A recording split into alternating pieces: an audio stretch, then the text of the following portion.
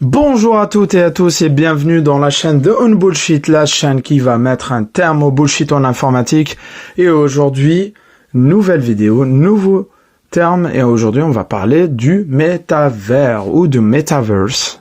Parce que le metaverse a été francisé en métavers. Et pour ceux qui connaissent pas la chaîne, je vous invite à regarder la vidéo intro et la vidéo numéro 1 sur le cloud pour connaître un peu l'objectif et le but de la chaîne. Donc le métavers ou le metaverse, à quoi ça sert, c'est quoi, à quoi ça peut nous servir, on va voir tout ça durant ce numéro. Et je vous dis intro.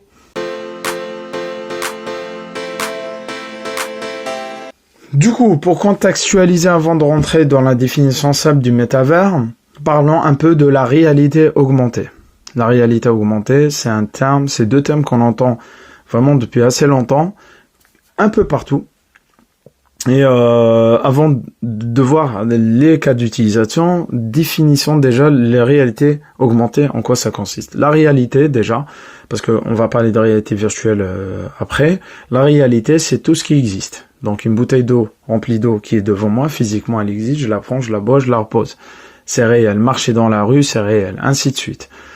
Maintenant, tout ce qui est augmenté, c'est qu'on a pris la réalité et on a proposé à disposer des éléments dessus. Par exemple, je prends mon téléphone, je scanne un coin de rue, ça me dit s'il y a des dentistes, des médecins, il me dit ce qu'il y a dedans, des restaurants, un centre commercial, les avitus et tout. Il y avait l'époque qui ont connu, pour ceux qui ont connu, l'époque Google Glass, on mettait une paire de lunettes avec un truc sur le côté et je pouvais me balader dans la rue, partout. Et ou même rester dans un coin, consulter la météo, faire passer des appels, écrire des SMS, aller scanner des endroits, avoir des informations sur telle rue, telle route, tel endroit et tout. Donc ça, c'est ce qu'on appelle la réalité augmentée. Donc superposer des informations sur la réalité. Après, il y a la réalité virtuelle. On entend parler depuis quelques années aussi. La réalité virtuelle, donc réalité, on a vu, tout ce qui existe. Virtuel, c'est égal à l'absence d'existence. Tout ce qui n'existe pas. Voilà. Donc on a mis ces deux termes ensemble qui se contredisent un peu, parce que l'existence avec la non-existence, ça fonctionne. On entend parler de VR, Virtual Reality, et tout. Maintenant, par rapport à l'historique, ce qu'il faut savoir, les grandes dates. Hein. Après, en 1938, par exemple, un poète français Arnaud Artaud avait employé le terme réalité virtuelle. Donc voilà. Donc il y a eu ces termes qui traînaient depuis très longtemps. En 1970, une entreprise américaine a proposé aussi à des particuliers de se déplacer dans la ville d'Aspen virtuellement sans physiquement se déplacer. Voilà, donc ça permettait de se déplacer dans une autre ville sans se déplacer physiquement, juste en enfilant des composantes technologiques. En 2007, voilà, pour des grosses dates, Google du coup a intégré le logiciel Maps, le logiciel de navigation, le module Street View c'était une grande révolution qui permettait de naviguer virtuellement dans la rue. Donc on l'a tous utilisé, aller à droite, à gauche. Par exemple, avant d'aller à un rendez-vous pour visiter quelque chose que vous voulez louer, un appartement et tout, vous voulez voir peut-être virtuellement via Google Street View à quoi ça ressemble le bâtiment et tout, et ça c'est toujours bien. Petit à petit, en 2017, avec Fortnite, d'Epic Games, 250 millions d'utilisateurs actifs qui jouent dans le virtuel ensemble et tout. Ça, c'était le gros buzz et ça continue de grossir. Maintenant, en 2021, Facebook s'est renommé en Meta et là, on se rapproche de notre sujet du jour avec Siemens et Nvidia aussi qui se sont alliés. On va développer ça. Mais voilà, maintenant, une fois qu'on a parlé de réalité augmentée, réalité virtuelle, vous vous dites, c'est quoi le métavers dans tout ça? Et là, je vous dis, définition.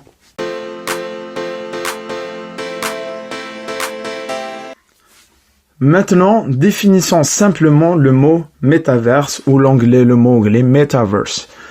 Donc, là, il y a deux sous-parties. Il y a meta et verse. Meta, c'est tout ce qui est au-delà de quelque chose.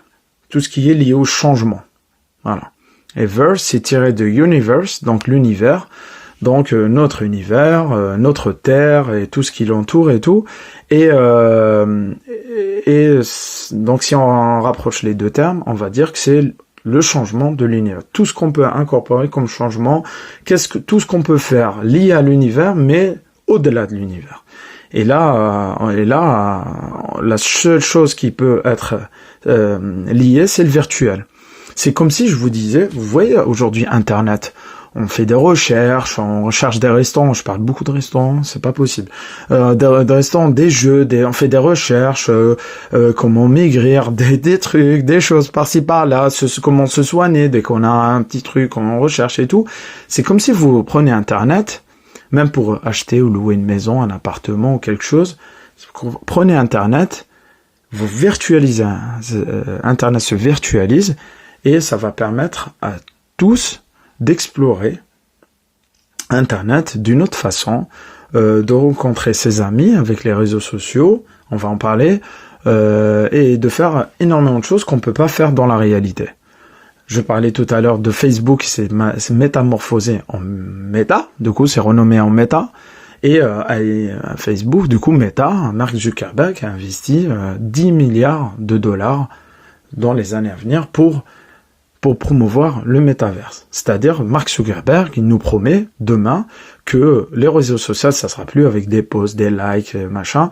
Ça peut être aussi, je suis chez moi, je veux prendre un café avec ma mère, virtuellement, ça sera à côté de moi, en train de prendre son café, je prends mon café, on discute comme si on était l'un à côté de l'autre. Grâce à quoi? Ça peut être des casques de réalité virtuelle, des lunettes, je sais pas, ils vont imaginer, ils ont commencé par des casques virtuels, demain peut-être qu'ils vont imaginer à autre chose. Je vais rien spéculer, j'ai des idées, mais je le dirai pas dans cette vidéo. Voilà. Maintenant, il y a Siemens, un gros acteur technologique, Nvidia, sur les cartes graphiques, Nvidia c'est connu aussi, se sont alliés pour le métavers industriel, pour essayer d'optimiser l'industriel dans le métavers, donc dans un mode virtuel, produire des choses d'une autre façon, pas uniquement via des usines et autres. Maintenant, voilà, on parle aussi d'autres choses. Et là, vous m'attendez au tournant, j'imagine, avec qu'est-ce qu'on peut dire sur le métaverse. Moi, mon avis, je vais le donner dans cette vidéo.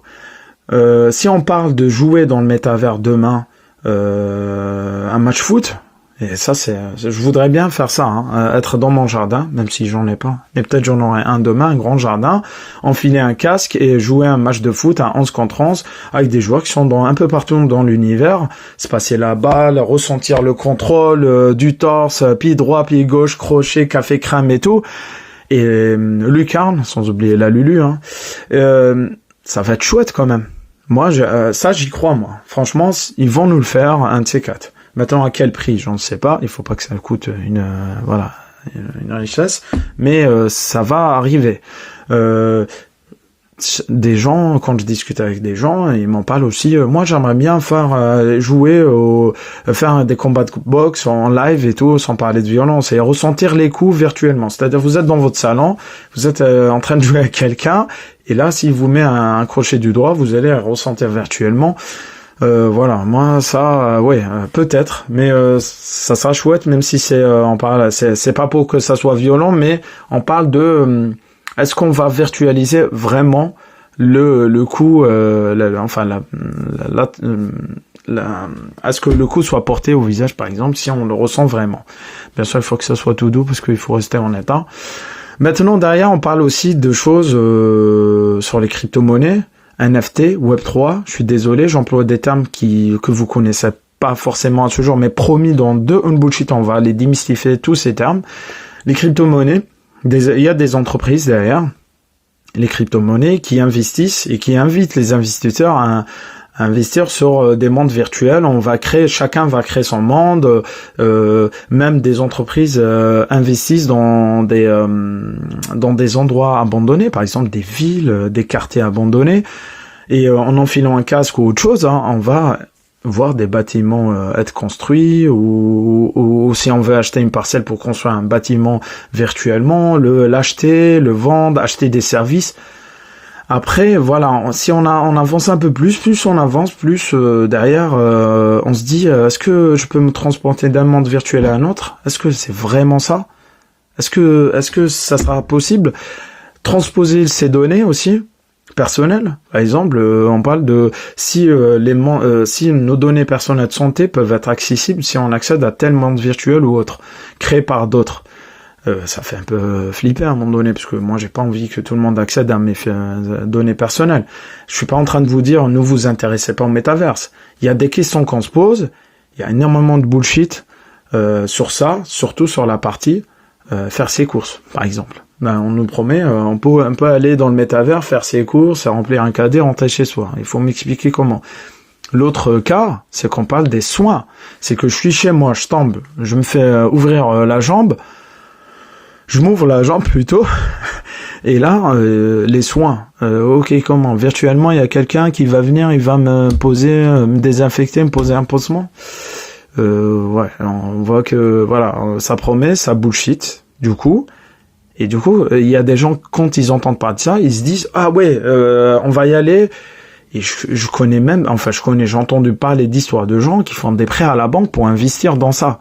Dans des actions, des crypto-monnaies liées au métavers, concernant demain soigner les gens ou vraiment tout faire du physique et leur amener à la réalité. Voilà. Donc pour le mot de la fin et en synthèse, donc le métavers, c'est tout ce qu'on peut pas faire dans la réalité qu'on peut faire virtuellement dans un monde d'ailleurs. Créer technologiquement, c'est pas, on va pas aller dans l'espace créer un monde et tout, hein. Donc créer technologiquement grâce à l'informatique, à la technologie et tout. Mais il faut rester prudent sur ce qu'on va croire et ne pas croire. Voilà. Donc il faut faire énormément gaffe. C'est-à-dire si vous entendez une idée sur le métavers, moi mon conseil c'est faites vos propres recherches pour voir si c'est faisable ou pas, avant d'investir ou de vous focuser dessus dans le cadre de votre travail ou votre temps libre. Voilà, pour ne pas être déçu à la fin. Voilà, donc j'espère que cette vidéo vous a plu, que vous avez appris des choses. Si vous avez aimé, laissez-moi liker, partager, abonnez-vous, cliquez sur la sonnette, faites quelque chose. Sinon, laissez-moi vos commentaires et pour aidez-moi à améliorer la chaîne. Que ce soit négatif ou positif, moi je reçois tout, j'aime partager simplement les choses et c'est dans le cadre de cette chaîne que je le fais. Pour le prochain numéro, on va démystifier un nouveau terme lié à un concept informatique. On va essayer de démystifier un nouveau terme. Comme d'habitude, ça sera très simple, niveau définition. Je vous dis à la prochaine pour le mot de la fin. Et vous commencez à prendre l'habitude que la fin de bullshit en informatique commence. Et je vous dis à bientôt!